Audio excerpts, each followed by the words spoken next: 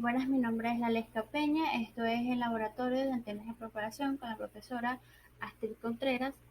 En esta oportunidad voy a defender todo lo que aprendí a lo largo de todas las prácticas. Eh, Podemos empezar explicando los principios básicos de definir qué es una antena. Es un dispositivo de varios o de uno o varios conductores en el cual estos son metálicos y diseñados para emitir o recibir ondas electromagnéticas hacia el espacio libre. Estas son antenas que transmiten en energía eléctrica y en ondas electromagnéticas al espacio. Por lo tanto, son como las receptoras que transforman al campo eléctrico en energía eléctrica. Son elementos que utilizan los dispositivos que envían o reciben señales a grandes distancias sin emplear cables, como las transmisiones de radio, televisión, teléfonos celulares, módem de casa, satélites y hasta naves espaciales. Un dato importante fue que Marconi realizó por primera vez una transmisión inalámbrica el 12 de diciembre de 1901 desde Inglaterra y lo logró ser captada en San Juan de Terranova, al lado del Atlántico, lo que estableció así el primer enlace inalámbrico, lo cual dio inicio al estudio de las antenas. En la en nuestra primera práctica fue distribución de tensión de corriente a lo largo de un dipolo simple de media onda. Por lo tanto, la teoría que define un dipolo de media onda es como aquella antena empleada para transmitir o recibir ondas de radiofrecuencia, que es el dipolo, que consiste en dos elementos conductores rectilíneos colineales de igual longitud, alimentados en el centro y de un radio mucho menor que largo. El principal de un dipolo está formada por dos conductores de una longitud igual a la mitad de una longitud en que se encuentra la señal de la longitud de delta sobre 2, que no tiene nada de remarcable. Podemos empezar a definir la fórmula primero de un dipolo, que es la longitud de onda que influye en el campo de las antenas, pues que ellas dependen de una gran medida, todas, y de cada una las características de esta antena. Las ondas electromagnéticas viajan en el espacio a una velocidad cercana a 300.000 kilómetros por segundo. Claro, esto depende del medio en el que lo hace. Por lo que podemos calcular que una onda a radio demora aproximadamente un séptimo de segundo para dar vuelta al mundo. Con esto quiero decir que estas líneas de círculo máximo, el concepto de estas ondas se desarrollan porque son una corriente eléctrica alterna que fluye a través de un alambre, que es en este caso la antena, moviendo así campos eléctricos y magnéticos. Esta onda tiene un largo específico llamado largo de onda, que se representa por la letra griega lambda, que es la que vemos acá al inicio de la fórmula, y, y es la medida en que una emisión de onda es una frecuencia dada al respecto del largo de la antena mantiene la resonancia. Podemos ver que lambda será igual a 300.000 kilómetros, 300, sobre F, que está representada como la frecuencia en megahertz, es el dato en megahertz será igual a metros. La longitud física o longitud eléctrica de un dipolo de media onda. Es preciso aclarar que la longitud física o geométrica de este elemento varía ligeramente con respecto a la longitud eléctrica del mismo, ya que la longitud eléctrica se ve afectada debido a la representación de los elementos metálicos, su cercanía con respecto al vacío, al suelo, y fundamentalmente a causa del diámetro del elemento usado para construir la antena, un elemento que en gran diámetro afecta de manera diferente que uno de los dos diámetros debido a la presencia de las variables capacitativas invisibles. El, El dipolo, cuando es resonante, es bien cortado a la medida y alimentado con una tensión alterna a la frecuencia de la resonancia. El dipolo de media onda, la frecuencia resonante, todo el dipolo oscila con tensiones y corrientes en fase. Esto significa que pulsa al mismo tiempo y que en cualquier punto en el que cortemos el dipolo, distintamente sea desde el centro, hay una tensión y una corriente que corresponde con las que habría en una resistencia pura, que este valor es según el punto de donde cortemos, claramente, sin corrientes fuera de la fase de una relación a la tensión. La longitud del dipolo es la medida de la onda de frecuencia resonancia, como lo habíamos dicho antes. Por ejemplo, podemos calcular que 150 sobre frecuencias del megahertz, sobre la frecuencia del latido megahertz, el resultado estará dado a metros, como lo habíamos dicho antes. A causa del efecto de los bordes de la longitud real será algo inferior del orden de un 95% de una longitud calculada. Ejemplo, para obtener una antena resonante a la banda de 10, la frecuencia será de 28,9 MHz. El dipolo tendrá teóricamente 5,21 metros de largo. En la práctica, el largo real físico del dipolo será menor, ya que este va desde el orden de 4,9 milímetros. La longitud real del dipolo a la frecuencia de la resonancia dependerá de muchos u otros parámetros con el diámetro del conductor o bien sea la presencia de otros conductores a la proximidad. Este espacio ideal y a una distancia de la Tierra mayor a la que varía la longitud de la onda, esta impedancia del dipolo sería de 73 ohmios, por lo que, por lo tanto, la longitud total de un dipolo de media onda viene dada por esta siguiente fórmula. El dipolo en lambda será igual a 150, la variable de K, sobre F, que está representado por frecuencias en megahertz, igual a metros. Si tenemos un dipolo para calcular con 7080 MHz, construido con un tubo de 0,050 metros de diámetro, tenemos que la longitud será igual al multiplicado de 150 sobre la frecuencia, que en este caso son 7080 MHz. Esto será igual a 21,18 metros de diámetro. Será a 0,050 metros. La relación de la longitud y el diámetro será expresado por 21,18 sobre 0,050. Quedará igual a 423. Entonces buscamos el valor de la longitud sobre el diámetro más cercano en la tabla, es de 423. Entonces encontramos que la fórmula, el 400, que nos da es un valor de K que será igual a 0,969, por lo que sustituimos en la fórmula, que la longitud será igual a K, que multiplica 150 sobre frecuencia, queda, la longitud será 0,969 por 150 sobre 7080, que era la frecuencia. Esta ecuación será igual a 20,50 metros. Entonces nuestra longitud del dipolo será de 5 centímetros de diámetro para 7080 MHz.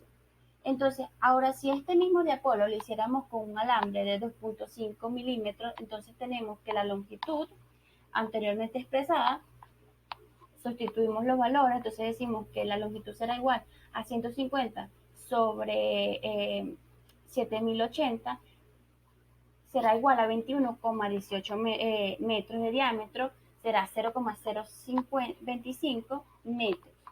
Entonces, esta relación de la longitud del diámetro va expresada a 21,18 sobre 0,025, será igual a 8,472. Cuando buscamos el valor de la longitud sobre el diámetro, el más cercano en la tabla es de 8,472. Entonces encontramos que el 8000, lo más cercano al valor en K, es de 0,079, por lo que sustituimos nuestra fórmula y nos da una fórmula final de la longitud será igual a 0,979 por 150 y sobre 7080 MHz, que será igual a 20,74 metros, será la longitud de nuestro diapolo en 2,5 milímetros de diámetro para 7080 MHz. Esto va representado de una tabla que nos dan para poder calcular diapolos de media onda hasta una onda cuarta.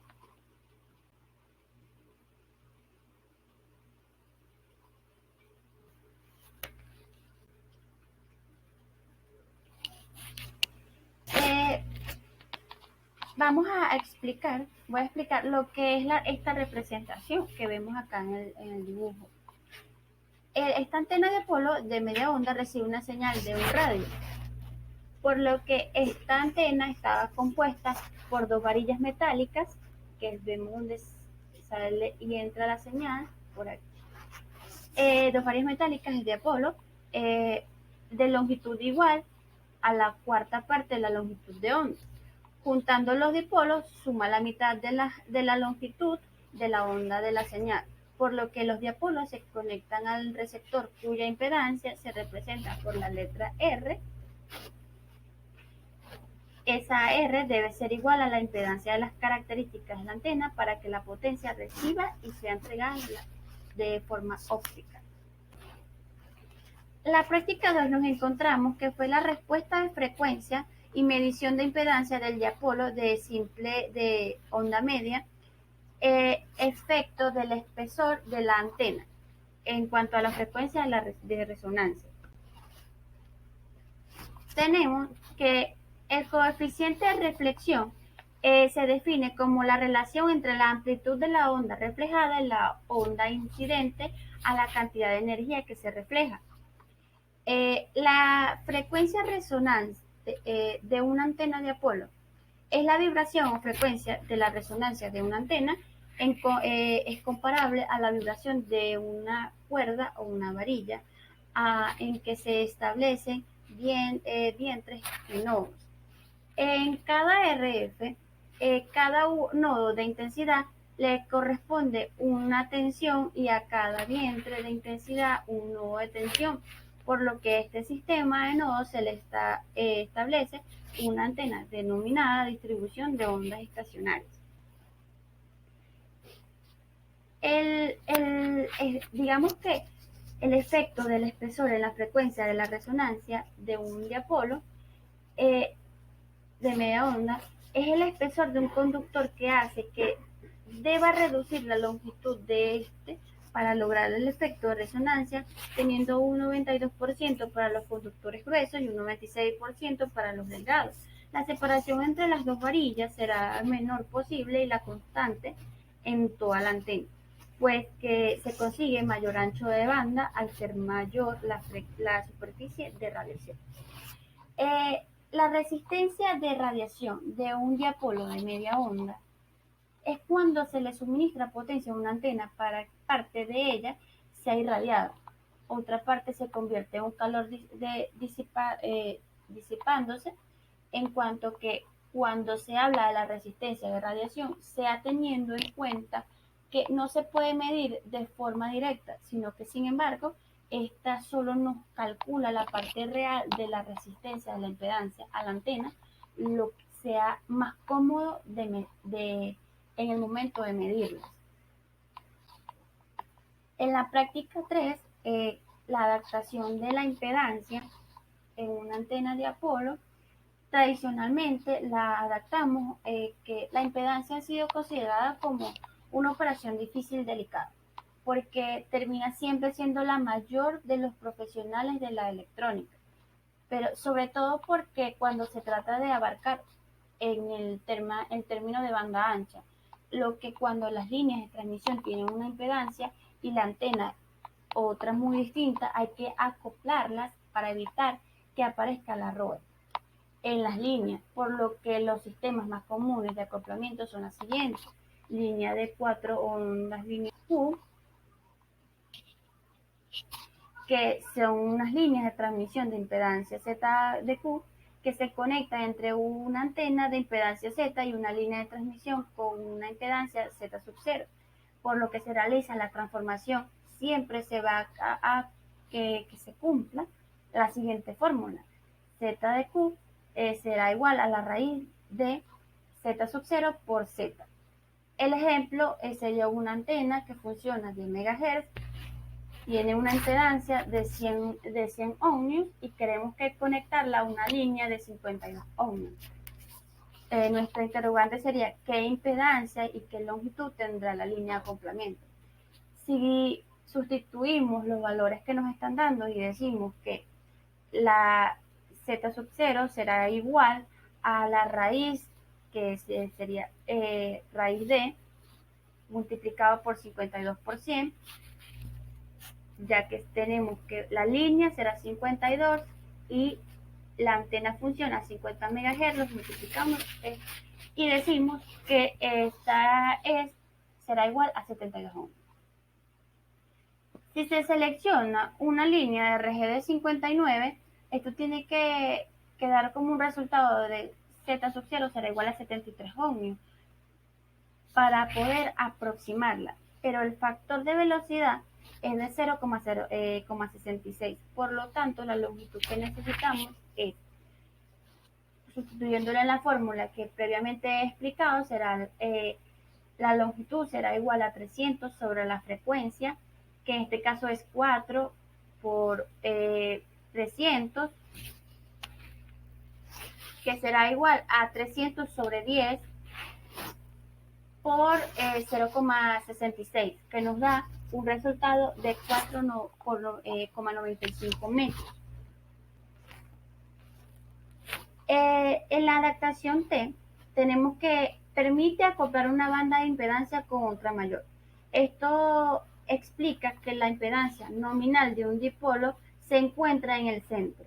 Si se toma dos puntos simétricos respecto al centro, tendremos una impedancia mayor que la nominal, por lo que si las dos varillas paralelas al dipolo funcionan como líneas de transmisión de un acoplamiento, los condensadores sirven para anular la impedancia de las barras añadidas.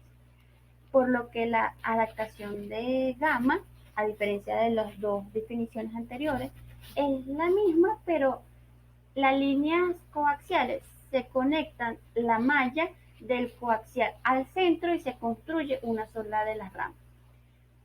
Y la última, que es la mega, es aquella adaptación como la gamma, pero se le añade un condensador más, lo que permite acortar el brazo de la adaptación, en lo que ajusta una antena instalada es mucho más fácil.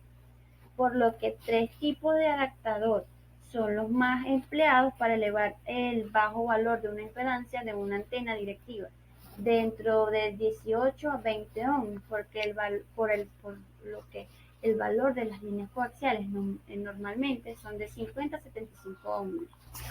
Esto en caso de que sea la adaptación en T. La longitud de la barra de adaptación en T y gamma se debe a que el 10% de la longitud de elementos a acoplar, elementos del condensador de los adaptadores T y gamma, debe ser de al menos de 8 para que cada metro desde la longitud de onda sea empleado. En la práctica 4 se hablaba de medidas de ganancia y patrón de radiación de la antena de bocina. Por lo que podemos definir que la antena de bocina es una bocina electromagnética, es una antena en la cual se utiliza de forma generalizada a frecuencias de microondas, por lo que sus características de gran ancho de banda y por su facilidad de construcción y diseño, se utiliza como antena individual, en forma de agrupaciones o como para alimentador primario de reflectores o lentes. Una bocina se alimenta a partir de una guía de onda que propaga uno o varios nodos. Las dimensiones van aumentando progresivamente hasta que la apertura equivalente tenga una de las dimensiones suficientes para conseguir la directividad deseada, por lo que las guías de ondas rectangulares o que propagan el modo fundamentalmente de T de 10 se pueden abrir a un plano horizontal, dando que a lugares de denominadas bocinas de plano H, por lo que en el plano vertical, como lo vemos acá, formando las bocinas en plano E, como lo vemos acá, bien ambos planos simultáneamente dados por una bocina de pirámide.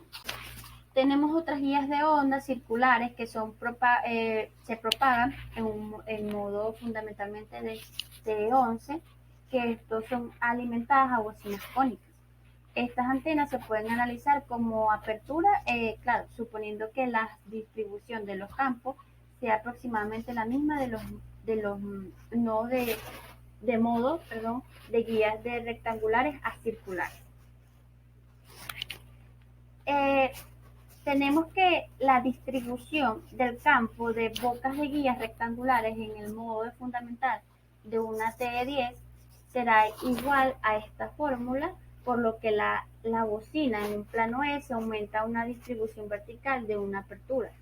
Para poder aumentar la directividad se aumentan las dimensiones verticales de apertura, apareciendo de esta forma una diferente de fase en la bocina del plano E. Tenemos que las aplicaciones de las antenas de bocina suelen ser utilizadas para iluminar o un reflector formando lo que se denomina una antena parabólica. También se pueden utilizar de forma aislada como antenas de cobertura global o de satélites o bien formadas agrupaciones para formar un determinado diagrama de radiación para conseguir una cobertura de un continente o un país. Las bocinas también pueden ser usadas para transmitir o recibir ondas de una determinada polarización para, de esta forma, transmitir o recibir simultáneamente en más de una polarización. Es necesario utilizar un dispositivo de guía de onda denominado ortodomo.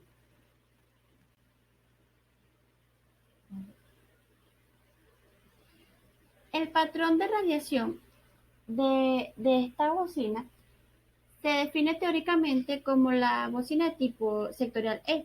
Sin tener la lente conectada a su cobertura, el patrón de radiación experimental es obtener las mediciones de intensidad de campo eléctrico en un laboratorio previamente, por lo que con ayuda de un analizador de redes a la frecuencia de operaciones ejemplo 30 GHz y una segunda antena de bocina para resultados de un patrón que podemos ver acá en las gráficas, en la figura, el patrón de radiación de la bocina en plano E, ya que fue calculada la directividad calculada para la distribución de un campo eléctrico, generando así una antena de bocina de sectorial tipo E, fue como un resultado de 7.5 dB.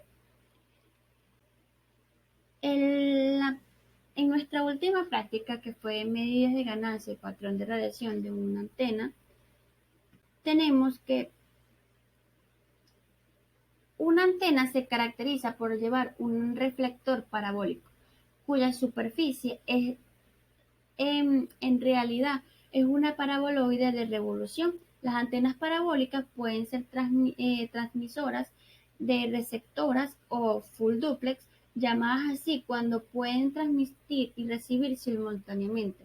Suelen ser utilizadas a frecuencias altas y tienen una ganancia elevada. Una antena satelital le llama así parábola eh, que refleja las ondas electromagnéticas generadas por un dispositivo radiante que se encuentran ubicadas en el foco de la paraboloide. Los frentes de la onda inicialmente esféricos que emiten este dispositivo se convierten en frentes de ondas planos al reflejarse en una dicha superficie, produciendo ondas más coherentes que otros tipos de antenas, por lo que las antenas receptoras de reflectores parabólicos se encargan de concentrar en su foco, donde se encuentra el detector de los rayos paralelos a las ondas incidentes. Tipos de antenas parabólicas.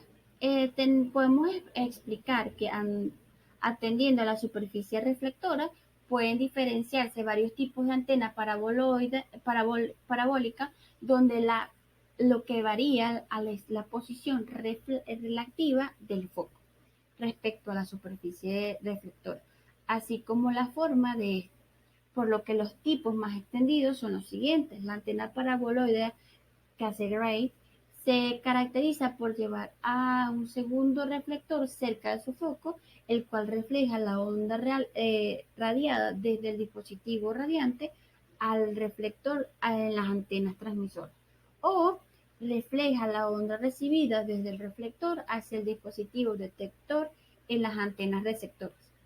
La siguiente es la antena parabólica de foco desplazado o offset, que se caracteriza por tener el reflector parabólico desplazado respecto al foco, más eficiente que las parabólicas de foco centro porque el alimentador no se hace sombra sobre la superficie reflectora. Y la última, que es la previamente mencionada, que es la parabólica de foco centro o primario, que se caracteriza por tener el eje de simetría del reflector paraboloidal centrado al respecto del foco.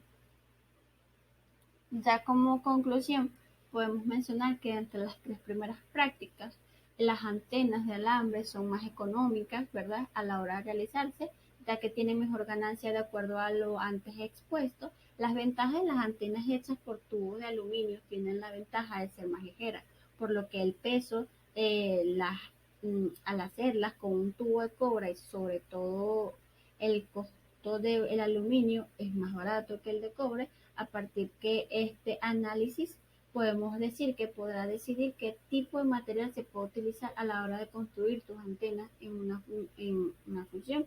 Por ejemplo, tenemos estas ventajas que propiedad y costo y frecuencia de espectro, considerar mínimo para el buen desempeño de un dipolo, cada segmento que debe ir aislado de sus extremos, el punto de ataque o toma del coaxial ir al centro.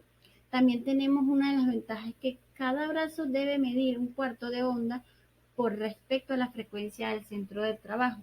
La altura de la antena respecto al suelo del conductor es un factor importante porque afecta la resistencia de la radiación.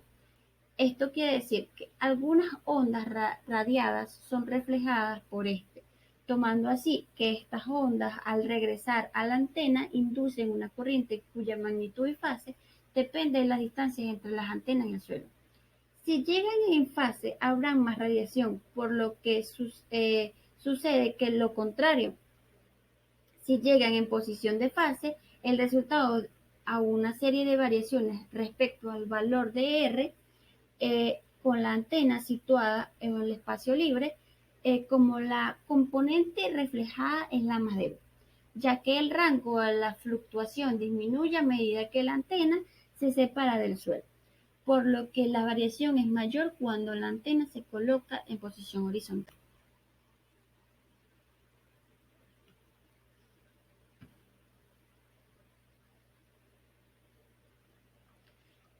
Podemos también explicar sobre las últimas prácticas que también se pueden utilizar de forma aislada, por ejemplo, como la bocina, la parabólica. eh, Son antenas que son la antena parabólica es la que tiene cobertura global en satélites o bien formadas agrupaciones para conformar un determinado diagrama de radiación. Para conseguir una cobertura de un continente u país, las bocinas pueden utilizarse para transmitir y recibir ondas de determinada polarización. Para transmitir o recibir simultáneamente en más polarización, eh, es necesario utilizar un dispositivo de guía de ondas denominada ortomodo. Eh, en mi experiencia, puedo explicar que se le llaman sectoriales, donde tienen un diagrama de radiación que cubre todo un sector, por ejemplo, todo, digamos, toda la zona lo ponemos en un punto determinado y ella va a cubrir toda la zona, digamos, caudare, va a tener cobertura para llegar a transmitir más allá de lo deseado.